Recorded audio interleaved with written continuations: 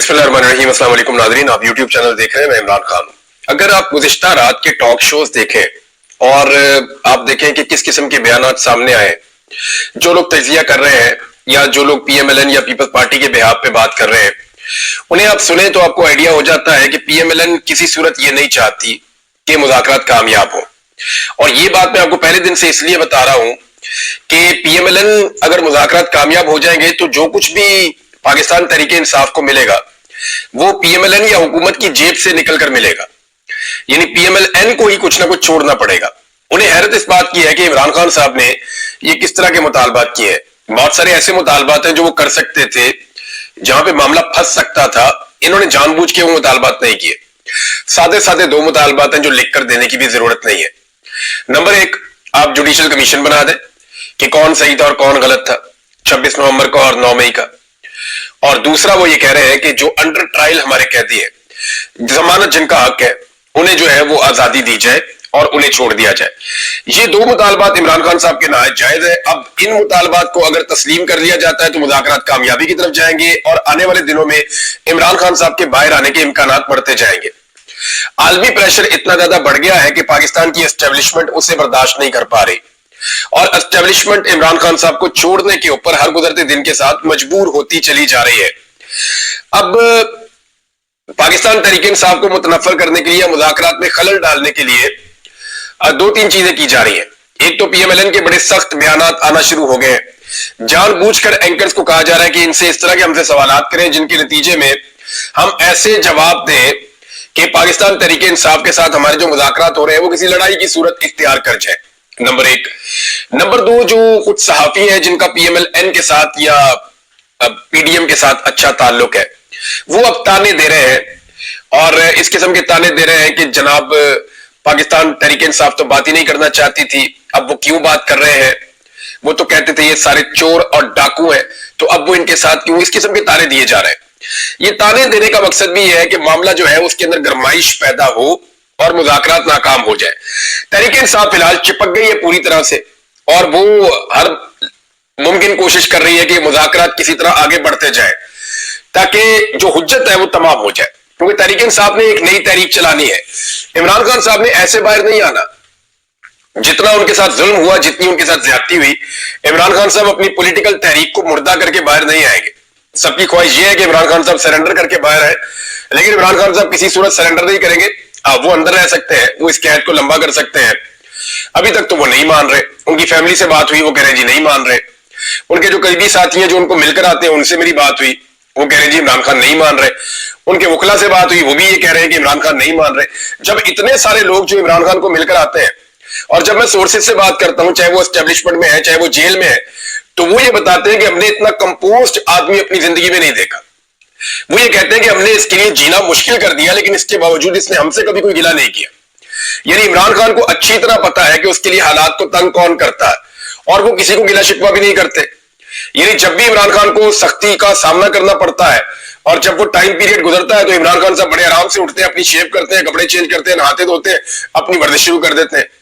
वो ये कहते हैं हम हैरान हो जाते हैं कि किसी आदमी में इतना सब्र कैसे हो सकता है, किसी आदमी के आसाब इतने मजबूत कैसे हो सकते हैं। ये जेल के अंदर का जो हमला है ना, ये किताब लिख सकता है इस मामले के ऊपर कि यहां इस जेल में एक ऐसा कैदी आया जिसने शहजादों की तरह जिंदगी गुजारी है, जो पाकिस्तान का वजीर आजम रहा है, जो 50 साल से इस कौम का हीरो है, लेकिन उसने कमाल सब्र के साथ जेल काटी है और उसने हर किस्म की तकलीफ को बर्दाश्त किया और तकलीफ बर्दाश्त करते हुए भी उसने रोला नहीं डाला, अपनी कमजोरी शो नहीं की।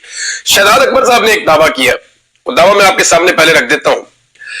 उन्होंने ये कहा कि मामला बहुत आगे निकल गया है और मामला वहां तक पहुंच गए हैं और बात वहां पहुंचने वाली है कि बस आखिर में अब सिर्फ यही एक चीज रह जाएगी कि आर्मी चीफ की एक्सटेंशन वाला जो मामला है किया गया है, जो एक कानून बनाया गया है कि अब आर्मी चीफ की मुद्दत मुलाजमत 3 साल की बजाय 5 साल होगी, जिसके नतीजे में मौजूदा आर्मी चीफ 2025 के नवंबर में रिटायर होने के बजाय 2027 के नवंबर में रिटायर होगा।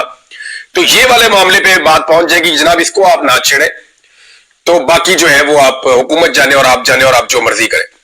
अब पाकिस्तान तहरीक इंसाफ से ताल्लुक रखने वाली एक बड़ी अहम शख्सियत है और ये शख्सियत मुज़ाकरात के अंदर भी शामिल है।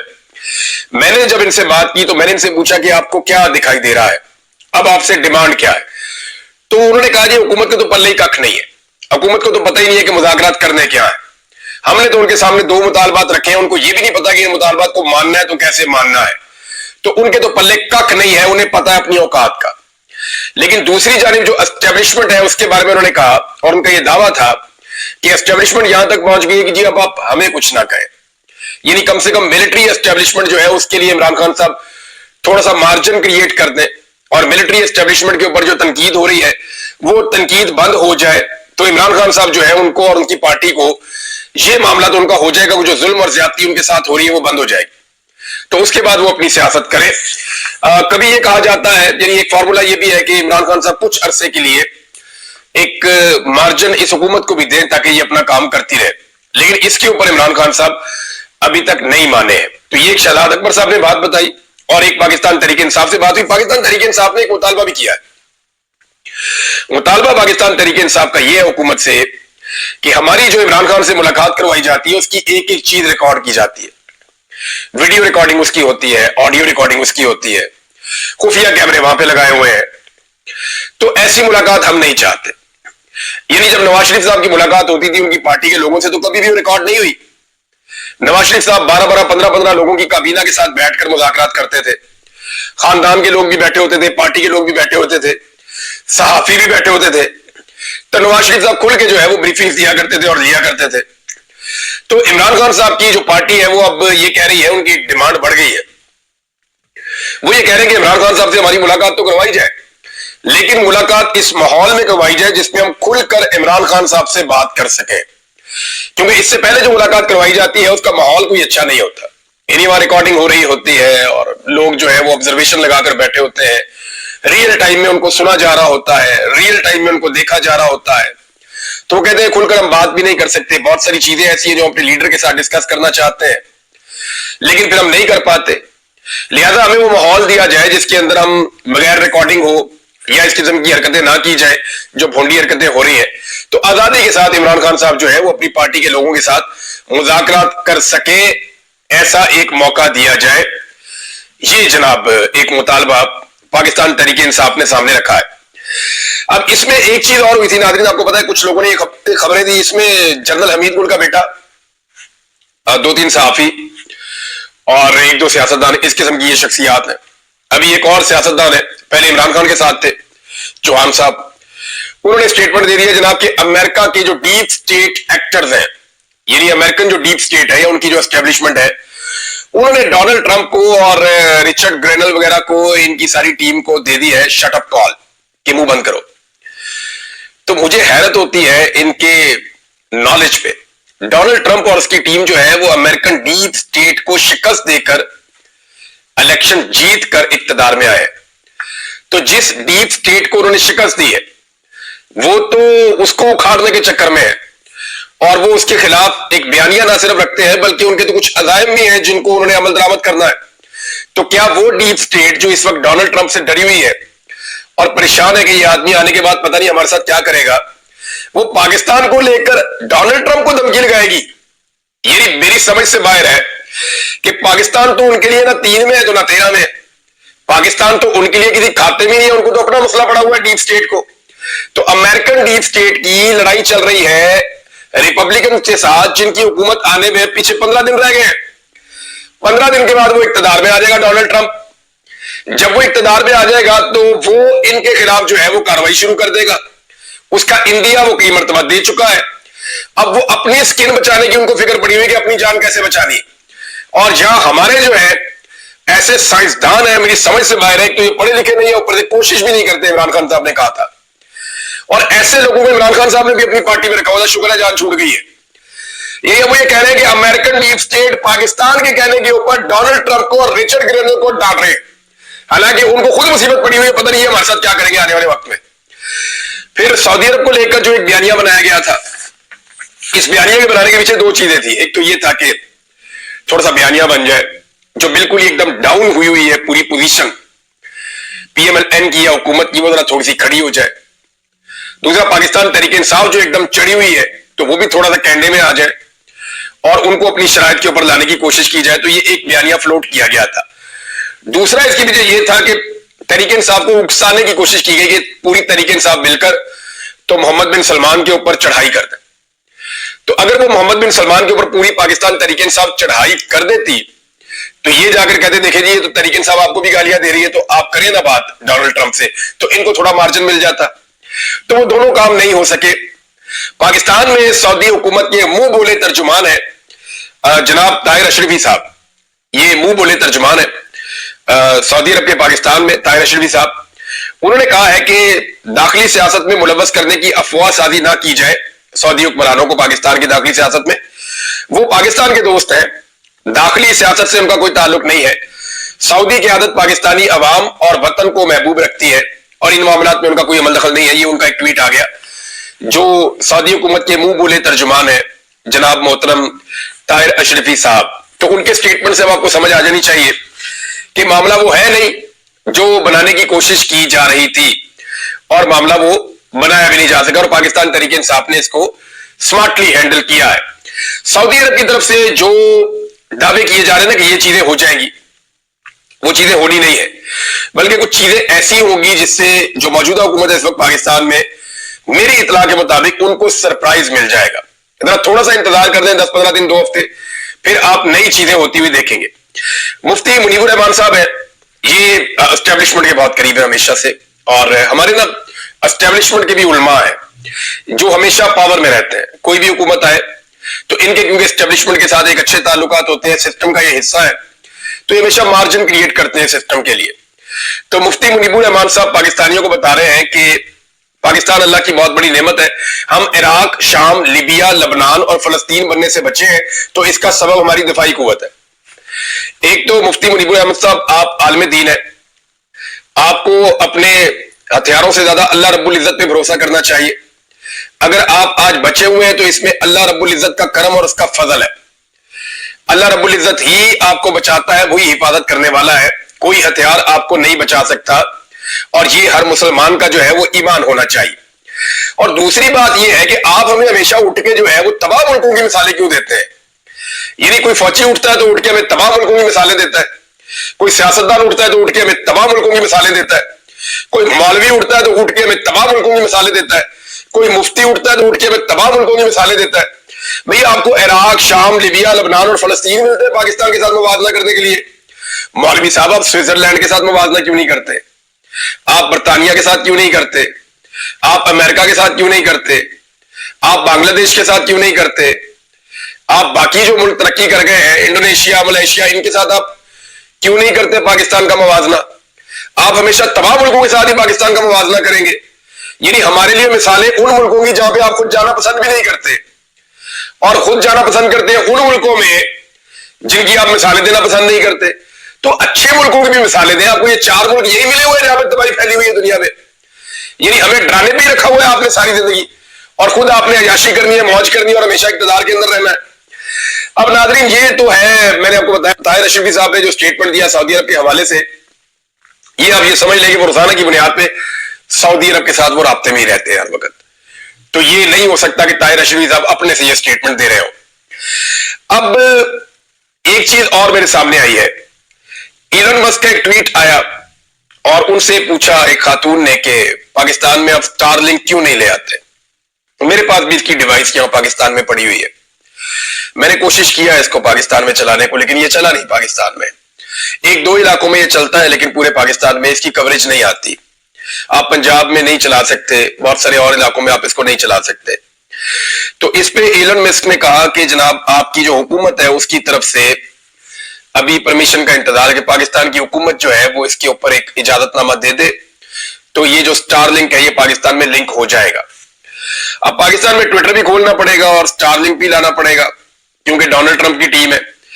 अब डोनाल्ड ट्रंप का जो सबसे करीबी साथी है ना वो एलन मस्क है। डोनाल्ड ट्रंप किसी इवेंट पे नहीं जा रहा, किसी जगह पे नहीं जा रहा जहां पे एलन मस्क उसके साथ ना हो। एलन मस्क का एक 27 साल पुराना दोस्त है जो पाकिस्तान तहरीक इंसाफ के लोगों के साथ लगातार राब्ते में है। इसका नाम है जेफरी स्कॉल। ये जो जेफरी स्कॉल है ये 27 साल पुराना दोस्त है एलन मस्क का। ये इकट्ठे काम भी करते रहे हैं और इनकी बड़ी शानदार दोस्ती है और ये सोशल मीडिया के ऊपर एक दूसरे को सपोर्ट भी करते रहे। تو یہ جو ہے جیفری اسکال، یہ پاکستان تحریک انصاف کے لوگوں سے بہت اچھی طرح رابطے میں ہے. یہ کئی مرتبہ ملٹیپل ٹائم عمران خان صاحب کے لیے آواز اٹھا چکا ہے، اور اس نے پاکستان تحریک انصاف کے لوگوں کو کہا کہ Donald Trump already Imran Khan کے بارے میں جو ہے وہ کافی پہلے سے ہی ایکٹیویٹ ہے. مجھے یہ اوورسیز پاکستانیوں نے بتایا. لیکن اس کا یہ دعویٰ ہے کہ ایلن مسک بھی اسی نقطہ نظر کا آدمی ہے. لیکن ایک چیز اور بڑی امپورٹنٹ ہے، یہ آپ کو یاد رکھنی پڑے گی کہ ایلن مسک کے بہت اچھے تعلقات انڈین امریکنز کے ساتھ ہیں، اور بڑے شاندار تعلقات ہیں، اور ان کے لیے وہ کسی بھی لیول تک جائے گا. ابھی جو حال ہی میں ایک ایشو ہوا امیگرینٹس کو لے کے، اس پہ آپ نے دیکھا کہ ایلن مسک کا بڑا سیدھا اور اسٹریٹ فارورڈ قسم کا ایک سٹانس آیا تھا. تو یہ ایک اور کڑی ہے جو مل رہی ہے، جو آنے والے وقت میں پاکستان کے اندر جو ظلم اور فسطائیت ہے اس کے خلاف آواز اٹھنی ہے. تو یہ ایک آواز اور اٹھ جائے گی. پاکستان میں کچھ لوگ خوشیاں منا رہے ہیں کہ ڈونلڈ ٹرمپ کو 10 جنوری کو سزا ہونے جا رہی ہے. یہ کس چیز کی سزا ہونے جا رہی ہے ڈونلڈ ٹرمپ کو، اور یہ کیا ہونے جا رہا ہے، کیس کیا ہے؟ تھوڑا سا میں آپ کو بتا دیتا ہوں. بڑا مایوب قسم کا کیس ہے، کیونکہ یہ بہت سارے لوگ ایسے سنتے ہیں، آپ لوگ فیملیز کے ساتھ سنتے ہیں، تو میں ساری باتیں آپ کو نہیں بتاتا. لیکن یہ ڈونلڈ ٹرمپ کا ایک کرمنل کیس ہے، جس میں جج نے بتایا ہے، جمعے والے دن جج نے بتایا کہ 10 تاریخ کو ڈونلڈ ٹرمپ کو اس میں سزا سنا دی جائے گی. اور اس میں ڈونلڈ ٹرمپ کو یہ باؤنڈ کیا گیا ہے کہ یا تو وہ خود عدالت میں پیش ہو جائے، یا وہ ورچولی عدالت کے اندر پیش ہو جائے، یعنی وہ ایک لنک کے ذریعے سے عدالت میں کسی اسکرین کے ذریعے سے پیش ہو جائے، یا وہ خود عدالت کے اندر آ کر پیش ہو جائے. یہ 2 آپشنز ان کو دیے گئے. یہ ایک کرمنل کیس ہے، جنسی نوعیت کا ایک معاملہ ہے، اور اس میں پیسہ انوالو ہے. یعنی الزام یہ ہے کہ ایک عورت جس کا کوئی جنسی معاملہ ہے، اور اس کو جو کوئی رشوت جو ہے اس کے طور پہ کوئی پیسہ دیا گیا تھا، اور یہ اب دعویٰ کیا جا رہا ہے کہ یہ کیس ثابت ہو گیا ہے، اور اس میں ڈونلڈ ٹرمپ کو 10 تاریخ کو سزا ہو جائے گی. لیکن یہ بھی بتا دیا گیا ہے کہ اس میں نہ تو ڈونلڈ ٹرمپ کو جیل میں بھیجا جائے گا، اور نہ ہی ان کو کوئی جرمانہ ہونے جا رہا ہے. لیکن ڈونلڈ ٹرمپ کو اگر کنوکشن ہو جاتی ہے تو کیا وہ صدر نہیں بن پائے گا؟ تو یہ بات غلط ہے. ڈونلڈ ٹرمپ کو کنوکشن ہو بھی جاتی ہے تو وہ صدر بن جائے گا، اور اس میں اس کے پاس ایک اپیل کا حق موجود رہے گا ڈونلڈ ٹرمپ کے پاس.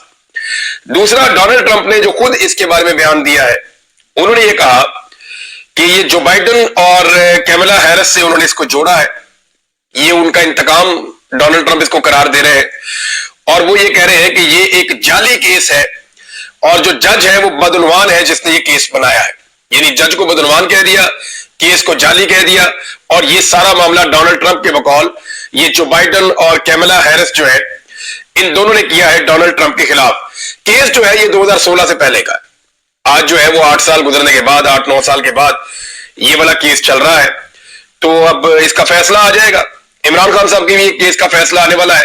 2 چیزیں مجھے آپ کو اور بتانی ہے، لیکن پہلے ایئر کوموڈور سجاد حیدر صاحب کا انتقال ہو گیا 91 سال کی عمر میں. یہ پاکستان کے ایک شاندار ہیرو تھے. ان کے بارے میں کسی قسم کا ابھی کوئی سٹیٹمنٹ نہ ISPR کی جانب سے، نہ ہی حکومت کی جانب سے ابھی تک میں نے دیکھا. اس کی وجہ یہ ہے کہ یہ عمران خان کو سپورٹ کرتے تھے. ان کو سیویئر آف لاہور کا خطاب بھی دیا گیا تھا. انہوں نے بھارت کو بہت نقصان پہنچایا تھا 1965 اور 1971 کی جنگوں میں، اور بڑی شجاعت کے ساتھ یہ لڑے تھے. تو پاکستانیوں کی نظر میں ہمیشہ یہ ایک ہیرو تھے، ہمیشہ یہ ایک ہیرو رہیں گے. اللہ تعالیٰ ان کے درجات بلند کرے. یہ عمران خان صاحب کو سپورٹ کرتے تھے، اس لیے ریاست ان کی وفات کے اوپر ایسا لگتا ہے کہ بالکل خاموش ہے.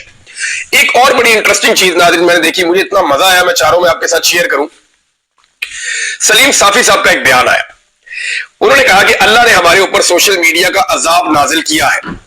اس کی وجہ سے پاکستان کے 25 کروڑ لوگوں میں سے ہر فرد صحافی بن گیا ہے. یہ ذرا غور سے سنیے گا، پھر آپ کو بڑا مزہ آئے گا جو صابر شاکر صاحب نے کہا. سلیم صافی صاحب جرنلسٹ ہیں، سینئر جرنلسٹ ہیں. انہوں نے کہا جی کہ اللہ نے ہمارے اوپر سوشل میڈیا کا عذاب نازل کیا. اس کی وجہ سے پاکستان کے 25 کروڑ لوگوں میں سے ہر فرد صحافی بن گیا. اب صابر شاکر صاحب کا جواب دیکھیں، آپ کو بہت مزہ آنے والا ہے. انہوں نے کہا کہ افراد کے ہاتھوں میں ہے اقوام کی تقدیر، ہر فرد ہے ملت کے مقدر کا ستارہ. تو اس سے بہتر جواب ہو نہیں سکتا تھا. علامہ اقبال کے شعر میں جواب دیا ہے صابر شاکر صاحب نے کہ ہر آدمی کا یہ کام ہے جو کام اس وقت ہو رہا ہے. اب ناظرین یہ خبر ہے میرے سامنے، اور یہ جنگ اخبار کی خبر ہے. جنگ اخبار نے دعویٰ کیا اپنی اس خبر کے اندر کہ مہنگائی 7 سال کی کم ترین سطح پر آ چکی ہے، معیشت جناب مستحکم ہو چکی ہے. اب اس 7 سال کے اندر جو ہے نا وہ 3 سوا 3 سال عمران خان صاحب کے بھی آپ शामिल कर लें। दावा यह कर रहे हैं कि नवाज शरीफ साहब का जो पिछला टन्योर था उसको भी मिला ले, इमरान खान साहब का टन्योर भी मिला ले, और अब शहबाज शरीफ साहब के दौर में जो महंगाई कम हो गई है। मैं सिर्फ 5 चीजें आपके सामने रखूंगा, ज्यादा नहीं। बाकी चीजें आप यहां कमेंट में लिख दीजिएगा कि किस किस चीज की कीमत कहां पहुंची है। नंबर 1, आटे की एक बोरी की कीमत 1100 रुपए से बढ़ के 2500 रुपए से ऊपर तक चली गई। क्या 7 साल की महंगाई कम हुई है? पेट्रोल की कीमत 145 रुपए लीटर से बढ़ के 350 रुपए लीटर तक चली गई। क्या 7 साल में कीमत कम हुई है? ये मैं इमरान खान के दौर से मुवाजना कर रहा हूं, पीछे तो मैं जा ही नहीं रहा। डॉलर की कीमत यानी पैसे की जो कदर है, जो 175-180 रुपए का डॉलर था वो 350 रुपए से ऊपर चला गया है। क्या ये कीमत कम हुई है? बिजली की कीमत जो यूनिट था 16 रुपए का, वो 62 रुपए में चला गया। क्या ये कीमत कम हुई है? गैस की कीमत में 850% इजाफा गुज़िश्ता 1 साल में हुआ है। क्या ये कीमत कम हुई है? मैंने सिर्फ आपको 5 चीजें गिनवाई हैं। 500 चीजें आप गिनवा सकते हैं जहां पे कीमतें कम नहीं हुई। तो फिर महंगाई 7 साल की कम तरीन सतह पे कैसे आ गई? अब ये वाली जो जर्नलिज्म है ना, ये हमें कहा जाता है कि आप ये वाली जर्नलिज्म करें। अब जब हम ये वाली जर्नलिज्म नहीं करते, इस जर्नलिज्म को वैसे कर्नलिज्म कहते हैं आजकल, ये एक्चुअली कर्नलिज्म है जो हमें करने के लिए कहा जाता है। तो हमें जब ये वाली कर्नलिज्म करने का कहा जाता है ना कि आप कहें कि महंगाई बहुत कम है, चाहे आम आदमी महंगाई से मर जाए, तो जब हम नहीं कहते तो फिर हमारे ऊपर अजाब नाजिल होता है। तो कोई बात नहीं, ये ऐसी खबरें देते रहे, हम दूसरी खबरें देते रहेंगे, लोग खुद ही फैसला करेंगे क्या खबर ठीक है और क्या गलत है। अब तक के लिए इतने, अपना ख्याल रखिएगा, अपने चैनल का भी। अल्लाह हाफ़िज़।